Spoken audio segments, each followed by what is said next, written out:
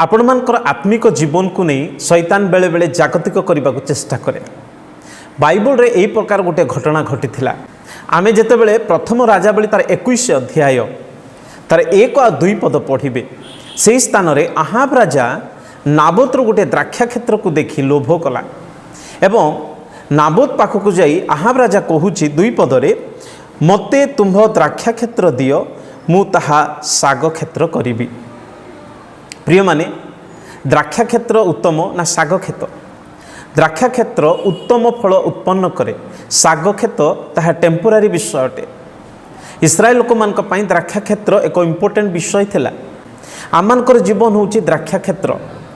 आमानकर जीवन को नहीं शैतान ए जागतिक करबा पई चेष्टा करे। आमानकर आत्मिक जीवन को जागतिक करिवो।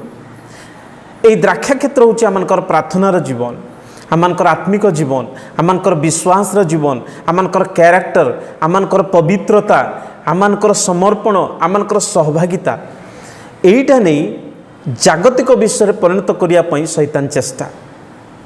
आहाब राजा जेमती द्राक्षा क्षेत्र को साग खेत करने को चेष्टा कला, शैतान सही प्रकार आमानकर जीवन को नहीं ए जागतिकतार पूर्ण करने को चेष्टा करे।